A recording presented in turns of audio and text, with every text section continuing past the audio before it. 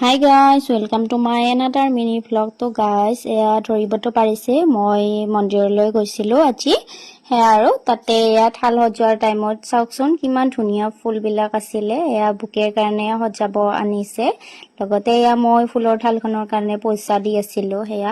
ফুলৰ থালখনৰ পইচাটো দিয়ে থালখন লৈ ধুনীয়াকৈ বাৰ আমি মন্দিৰলৈ যাবলৈ ওলালো কোৰ মন্দিৰত গৈছো গম পাইছেনে এয়া আমাৰ মিটাত থকা নিজেশ্বৰী মন্দিৰলৈ গৈছিলো আমি মানে আমাৰ কলেজৰ লগৰ কেইজনী একেলগে গৈছিলো বহুত দিনৰ পৰা আমি প্লেনিং কৰি আছিলো যে এনেকৈ আমি মন্দিৰলৈ যাম তেনেকৈ আৰু তাৰপিছত এয়া ধুনীয়াকৈ থালখন সজাই মন্দিৰলৈ গলো আৰু মন্দিৰৰ মাৰ দৰ্শন কৰি ধুনীয়াকৈ আশীক লৈ ললো চাকি ধূপ জ্বলাই ললো তাৰপিছত অকনমান টাইম মাৰ চৰণত বহি ললো তাৰপিছতে ওচৰত থকা শিৱ মন্দিৰলৈ গৈ বাবাৰ আশীৰ্বাদ ললো তেনেকৈ আৰু অকনমান টাইম বহি ললো যিহেতু মন্দিৰত গলে মানে কি অকনমান টাইম বহিলে ভাল লাগে মনটো হেয়া তাৰ কাৰণে অকনমান টাইম গোটেই কেইজনীয়ে বহি ললো তাৰপিছত এয়া মন্দিৰৰ পিছপিনে থকা এয়া নিজৰাটো এবাৰ চাবলৈ গলো চাওকচোন কিমান ধুনীয়া লাগিছে বগা ফুলবোৰেৰে গোটেই আবৰি ৰাখিছে তাৰপিছত এয়া গোটেই কেইজনী আমি অকনমান টাইম ফটো উঠিলো